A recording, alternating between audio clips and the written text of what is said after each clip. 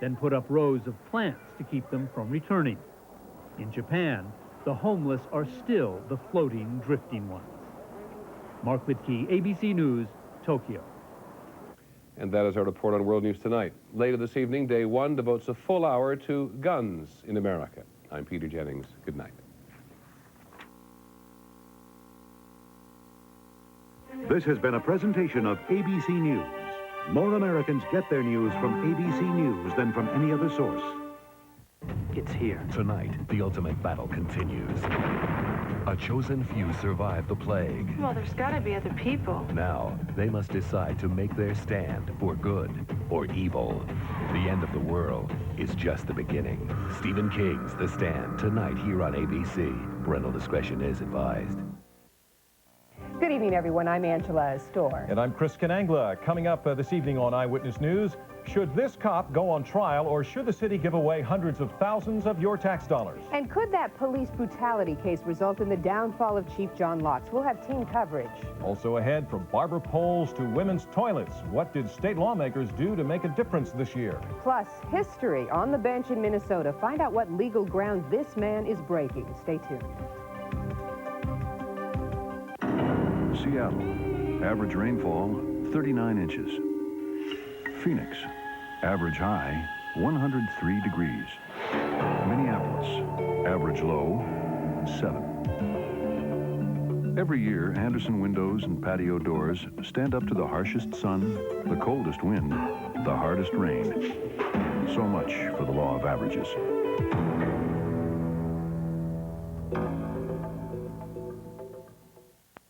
This is KSTP Channel 5, St. Paul, Minneapolis. Live from your 24-hour news channel. This is Eyewitness News at 6. Good evening, everyone. I'm Angela Storr, and this is the newest member of our Channel 5 news team. My name is Chris Conangla. We've got team coverage for you tonight in the police brutality case that could cost Minneapolis taxpayers $415,000. Reporter Ezra Marcus is at police headquarters with today's new twists in the police brutality lawsuit. Rob Lear is live in Edit Room 5. His focus, the troubled times ahead for Chief John Locks. And what role will politics play in the potential police shakeup? Channel 5 commentator Barbara Carlson gives us the inside edge. We begin with the $415,000 question. Should Minneapolis city leaders approve the huge financial settlement or let the police brutality case play out in court? City taxpayers will foot the bill no matter what happens. Channel 5's Ezra Marcus joins us live from the police department. Ezra, what are the council members saying this evening? Well, Angela, City Council subcommittee members are evenly split on whether to recommend that the city pay nearly $500,000 to Craig Michie. That means it'll be up to the full City Council to decide. All in favor, say aye. Aye. Opposed? No. Opposed. Okay, motion fails in a tie vote. And with that, the subcommittee passed the buck on to the full council. The 3-3 split means Lieutenant Mike Sorrell will have to wait another 4 days before knowing how his employers will handle the lawsuit. I think they did the politically correct thing to do. They didn't make a decision. They didn't show any leadership. Just pass it down to someone else to make the decision for them. Sorrow, a 19-year veteran of the department, is accused of using excessive force while breaking up a bar fight on New Year's Day, 1991. Michie alleges Sorrow kicked him several times in the head and groin. At the time, Sorrow was working in uniform, off-duty as a bouncer. Sorrow maintains he did nothing wrong. So does Minneapolis City Council member Walt Dietzick, who voted against the settlement. Number one, the officer says he's innocent, and number two, I don't think there was any severe injuries. And so for those kinds of reasons, I'm not about to open up the taxpayer's pocketbook and pay that kind of dough. That's just fine with Bob Bennett, Michie's attorney. Bennett says if the city doesn't settle out of court, he might be able to win even more money in court. If they don't approve it, all bets are off, and we'll have to let a jury determine what's fair. My guess is that this figure will be conservative in terms of what a jury will do with this case. And the full City Council will take up the matter for a vote on Friday. Meantime, Minneapolis Police Chief John Locks meets behind closed doors with members of the City Council tomorrow morning here at City Hall. Angela? Thank you, Ezra. The police brutality case is just the latest trouble for the Minneapolis police force, and trouble is leading right to the door of Chief Locks. Reporter Rob Lear continues our team coverage from Edit Room 5. Rob, is the chief feeling the heat yet? Oh, I think so, Chris. No question about it. And in fact, Police Chief John Locke's career was the hot topic at City Hall today. In fact, the chief came out to defend himself and his administration. One city council member told me the police department is due for a change and then predicted that Locke's job is on shaky ground. He has served and protected the citizens of Minneapolis for nearly 3 decades. Demoralized officers don't come in and tell the chief to hang in there. But rarely has the 52-year-old police chief had his 5.5-year-old administration come under such fierce attack. The position pays him $81,000, but the contract expires on December 31st. I will worry about my contract expiring at the end of this year. Right now I'm the chief. I will lead and I will make the decisions appropriate to continue this department on course. It's a police department that lacks control and requires a stiffer discipline, according to some Minneapolis City Council members who spoke out today. I'm disappointed with the response. I think, say what you will about Tony Boza, if you didn't like what you did, you were suspended with pay until he cleared up the matter. I should have said something strongly about that to the chief. He hasn't done that. I think he should have. Locke defended himself and his department, citing the support he continues to garner from his peers. He doesn't believe his job is on the line. When officers come up and say, "How you doing today, chief?" Hang in there, handshakes, tough battle, consistently across the board talking to me that way, I don't see that as a demoralized department. So is the police chief's job in jeopardy? Minneapolis Mayor Sharon Sales-Belton declined any on-camera interview today, but she did say she is reviewing Locke's performance and planned to meet with him soon. By Wednesday, she told us then she would have a statement to make about all of this. Sounds like the meeting could take place tomorrow, Rob. Well, there will be a meeting tomorrow, but the one-on-one meeting, in fact, could happen with Locke sometime tomorrow or maybe even early Wednesday. All right, thank you. The police department turmoil is sure to spark many political battles, and it could be the first true test of Mayor Sales-Belton's power. Barbara Carlson is a veteran of the city council wars. She is live in our newsroom. Where do you see this controversy going, Barbara?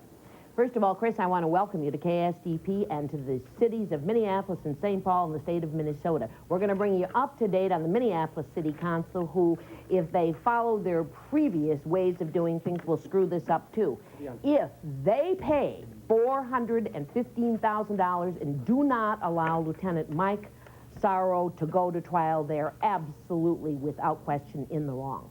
Barbara, who's giving the advice that the police brutality lawsuit be settled rather than tried in court? Well, what happens is that the city attorneys give advice to the Minneapolis City Council, and I must tell you that if they were great attorneys, they would be in the private sector. So you have a lot of very nice men and women whom I consider to be mediocre at best, and I don't think the City Council should be listening to them for one moment. All right, the bottom line, Barbara, give us your best guess. Will John Locke survive this controversy? John Locke will survive until his term is up. He is a very nice person. He is a mediocre, weak police chief, but he will survive until the 31st of December, and then Sharon Sales-Belton, the mayor, will appoint someone new. He hasn't been a strong leader. No, he has not been. All right, thank you, Barbara. So the stage is set. Minneapolis City Council members will meet in private tomorrow to decide if they should settle the brutality case or go to trial. As for Police Chief John Locke, Mayor Sharon Sales-Belton says she will make an announcement on Wednesday. A 13-year-old boy with possible links to a fatal St. Paul arson case is heading for South Dakota. A juvenile judge sentenced the teen today for witness tampering and assault. The boy will spend 6 months at a juvenile detention center in Chamberlain, South Dakota. The unidentified 13-year-old is among the people being investigated for the February arson attack that claimed 5 lives. This is home video of that fire. So far, no charges have been filed in connection with that case. A factory fire in Medina this afternoon forced the evacuation of more than 50 workers. When our news crew arrived on the scene at 2705 Highway 55, flames and heavy smoke engulfed the top of QX Incorporated.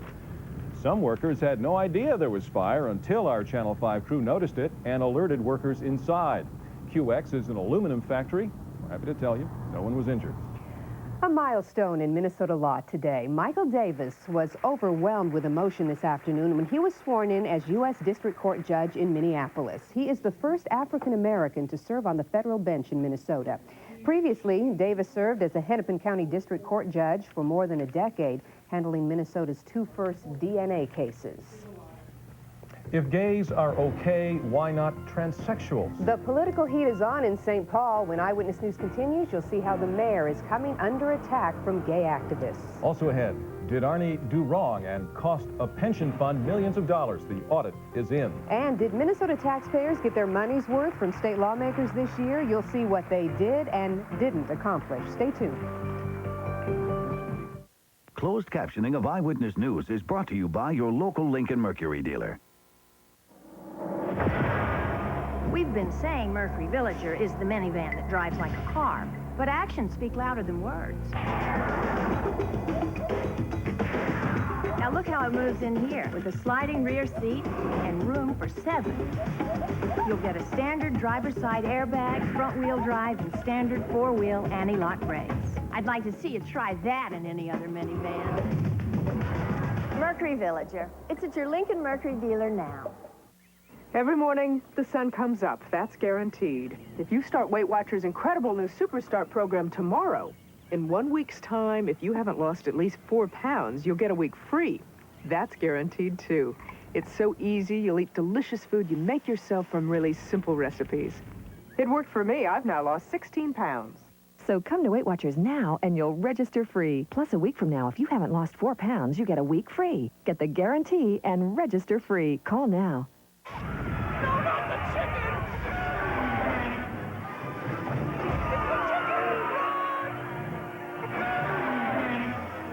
Where's everybody? Simple. People are bored with chicken. That's why Subway has our original turkey breast sub. It's oven-roasted turkey on fresh baked bread with all the trimmings. So if you're tired of the same old chicken, Subway's talking turkey. The original 6-inch turkey breast sub, now just $1.99 at Subway. This is the best part.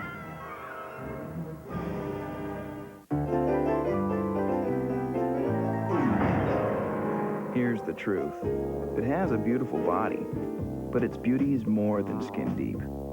The all-new GMC Sonoma. See it at your dealer.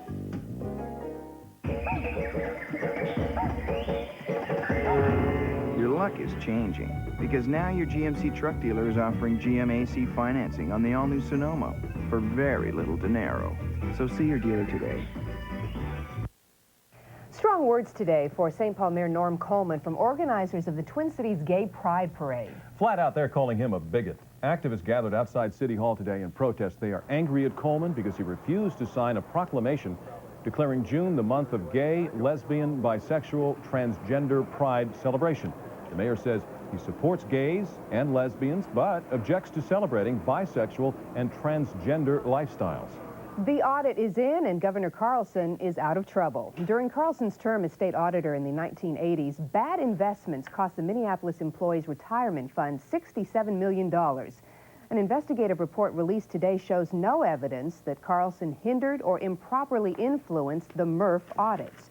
And the Star Tribune's report that Carlson failed to keep a close watch on MRF because of his friendship with MRF executive John Chenoweth is unfounded.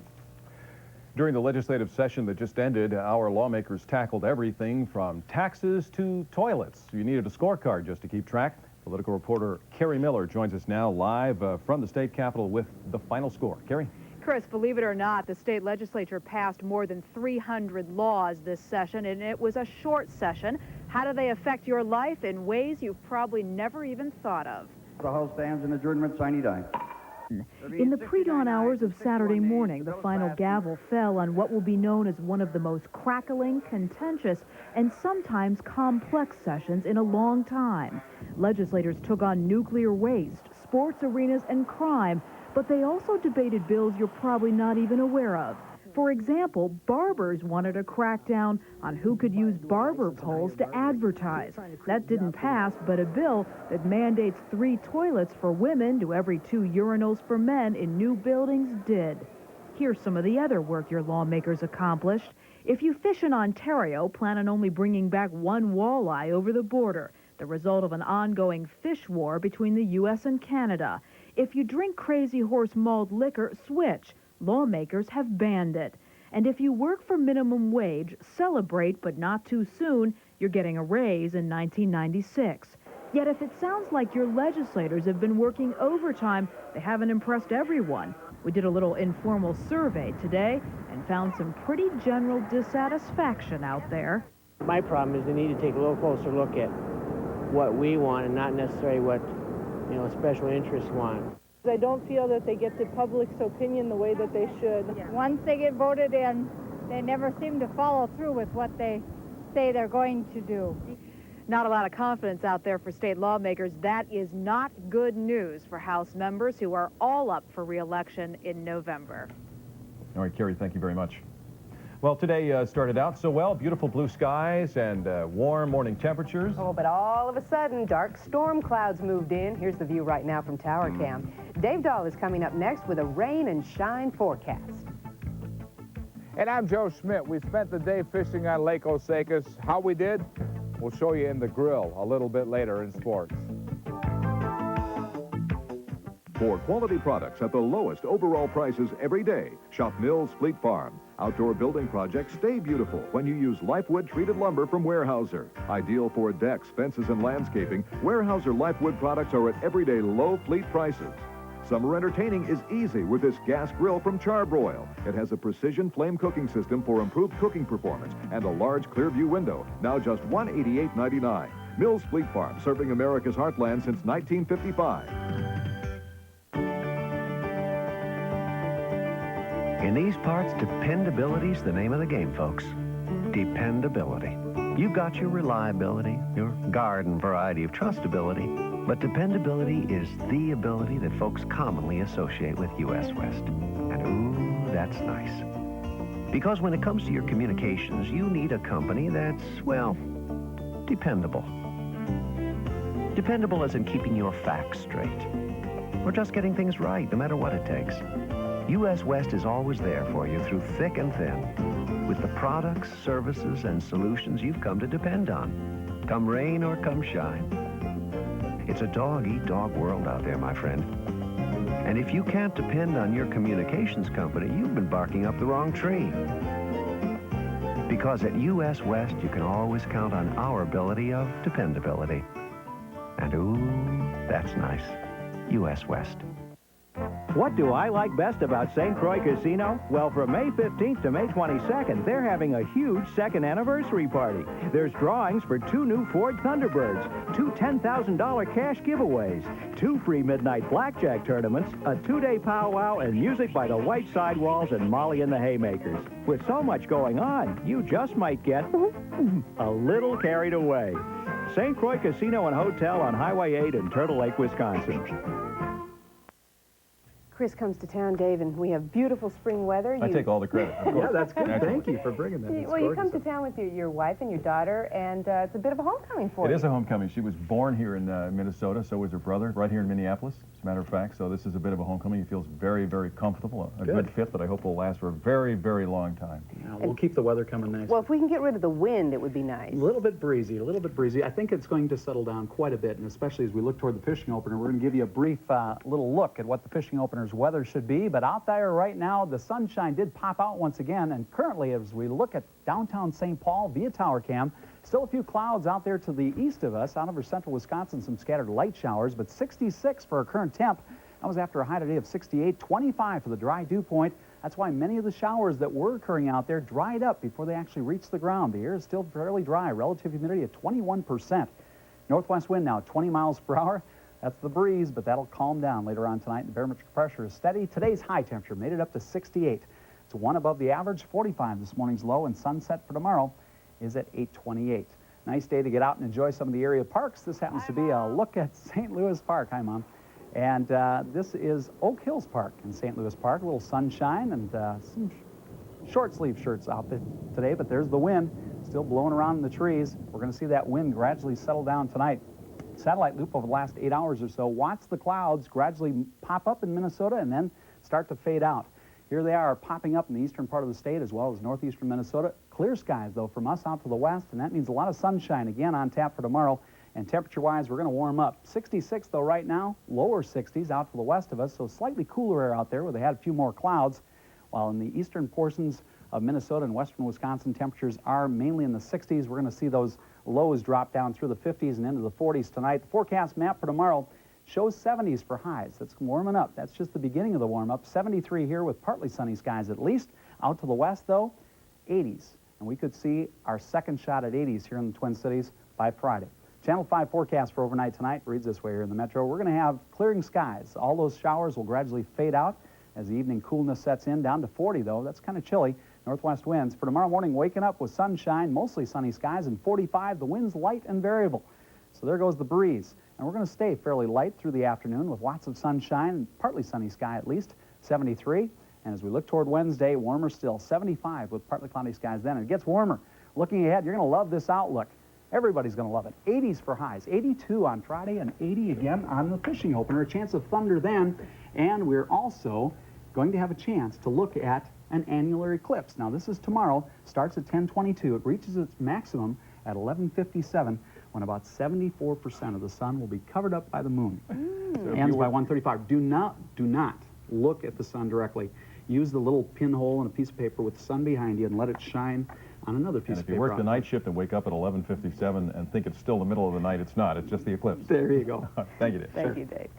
Police need your help tonight to find those who viciously beat one of their own. Channel 5's Randy Meyer has the state trooper's story in this week's Crime Stoppers report.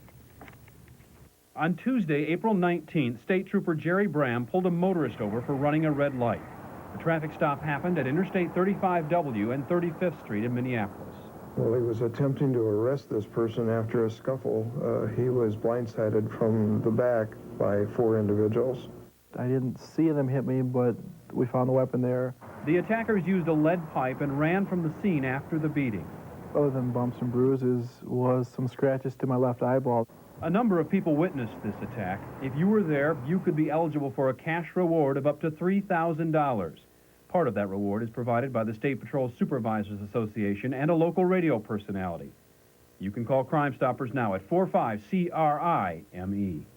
The trooper is fine. He's back on the job tonight. Crime Stoppers wants to remind tip callers they do not have to give their name to be eligible for the cash reward. Tonight at 10, Crime Stoppers and Channel 5 are teaming up to help solve a 15-year-old unsolved murder mystery. Hear how you can help catch a killer of an 18-year-old Stillwater High School senior. Parents will want to hear how one Twin Cities suburb is considering dropping controversial outcome-based education. Please join us after the ABC miniseries, The Stand. Well, hang on to your rods and reels because in just a couple of minutes, week 2 of our hook, line, and sinker fishing cup. Teach you that song. You're looking live at beautiful Lake Osakis near Alexandria. That's where our Joe Schmidt is. He's up next with sports. This Eyewitness News weather update is sponsored by your Twin City Chrysler Plymouth dealers. When introduced, Chrysler Concorde was named Automobile of the Year. Now it comes with the lease of the year, only $269 a month. With Concorde, you get the protection of anti-lock brakes and dual airbags, the comfort of air conditioning, 4-speed automatic transmission, power windows, and more. And now you get it for only $269 a month. Chrysler Concorde, an eloquent expression of form following function. Now for only $269 a month.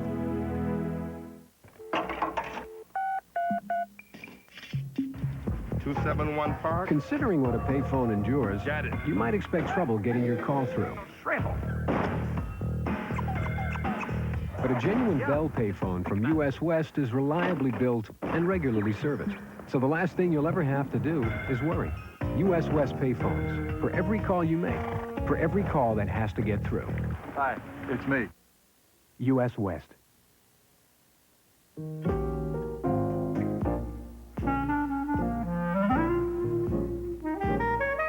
They say you are what you eat. So why not eat the best quality, freshest fruits and vegetables you can from Cub Foods, where you get the lowest overall prices and the most beautiful produce. Of course, beauty is a relative term. Cub Foods, lower prices, every aisle, every shelf, every day. You want new car and truck selection? We've got new car and truck selection at Denny Hecker's Forest Lake Chrysler Plymouth Dodge. $895 down, including tax, title, and license. Delivers on over 150 Shadows and Sundances, starting at $158 a month. $895 down, delivers on 1994 Dodge Ram, starting at $278 a month. And $895 down, delivers on over 100 Dodge Caravans and Plymouth Voyagers, starting at $289 a month. You will find the car or truck you want. You will save money. Plus, we provide free loaners, top-of-the-line service, bottom-line prices. That's the Denny Hecker Forest Lake Chrysler Plymouth Dodge guarantee. Hook, line, and sinker. Watch Channel 5 tonight, they're opening day.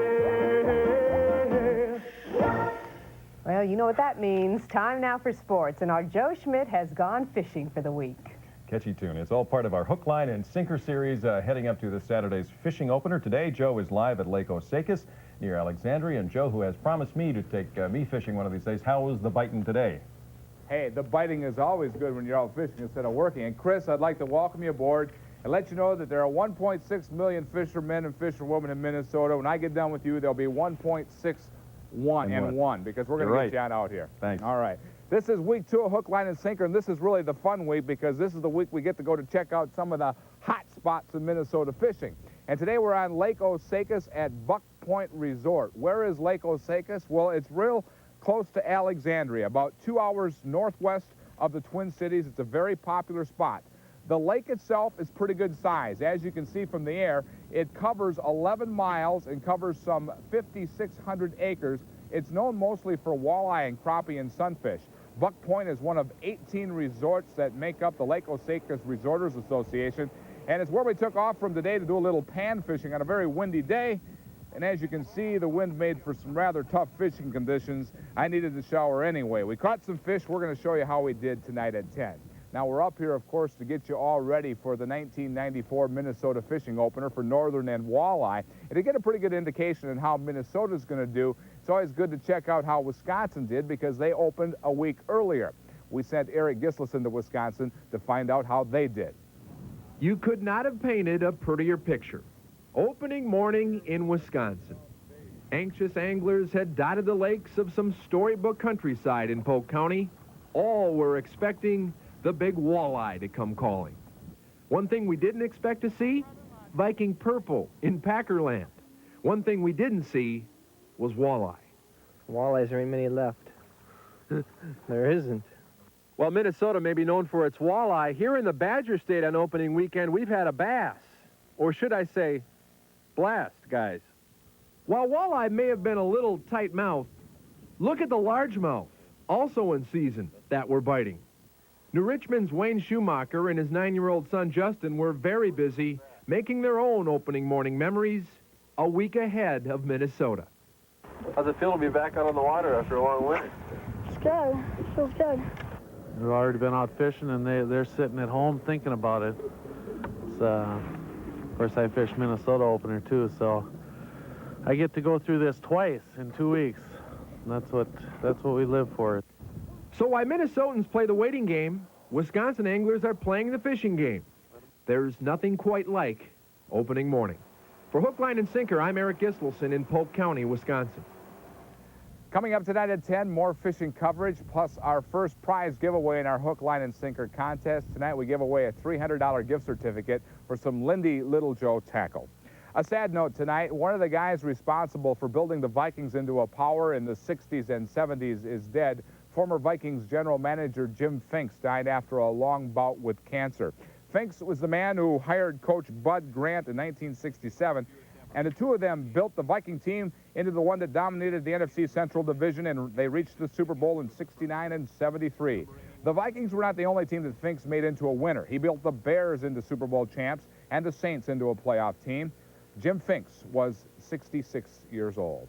The Twins play tonight. They open the series in Kansas City to take on the Royals. We're going to be back at Buck Point Resort tonight to tell you how we did here. We got our catch today kind of cooking up. It was just a great old day out there.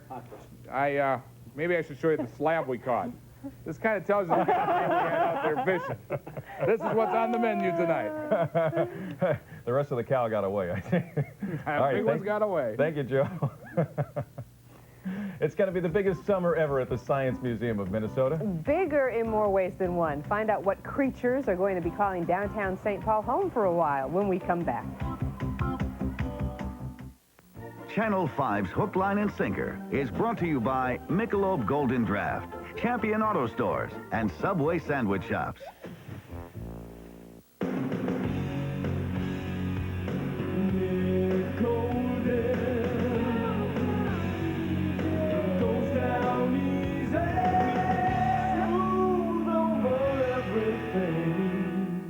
Gonna take to the streets and spend some time on the road. I need a truck that'll take me where I wanna go. I need a Dodge from America's Truck Stop Dodge. Big Magnum engines, don't take them for granted. Overall, the most powerful line of trucks on the planet, that's Dodge. From America's Truck Stop Dodge. Oh, America's Truck Stop. We were just driving around, eating Ritz and being good, when this thing just happened. We didn't do it, it just did itself. And it was fun. But then we stopped and Mom said, "What happened here?" So I gave her a Ritz because it's golden and buttery and melts in your mouth delicious. And this is the truth. Who can resist a Ritz?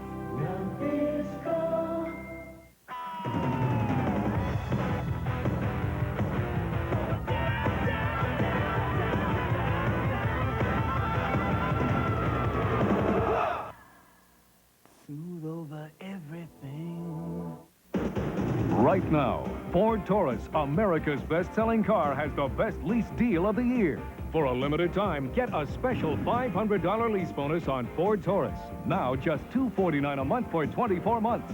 Taurus comes loaded with standard dual airbags, stereo cassettes, air conditioning, power locks and windows, and more. All for just $249 a month. But hurry, this $500 lease bonus ends Saturday, May 14th. See your local Northland Ford dealer today. On Wall Street, the Dow Jones Industrials average plunged more than 40 points today, closing at 3629.04. Finally tonight, the Science Museum of Minnesota is expecting to draw massive amounts of people this summer with its massive feature exhibit. They gave us a sneak peek at their Jurassic Park dinosaur display today, due to open next month. This giant dinosaur head is only a taste of what's to come. The theme rides on the coattails of last summer's movie blockbuster, Jurassic Park. That wraps up the 6 o'clock edition of Eyewitness News. Thank you so much for being with us tonight, and we look forward to seeing you again at 10 o'clock. Good night.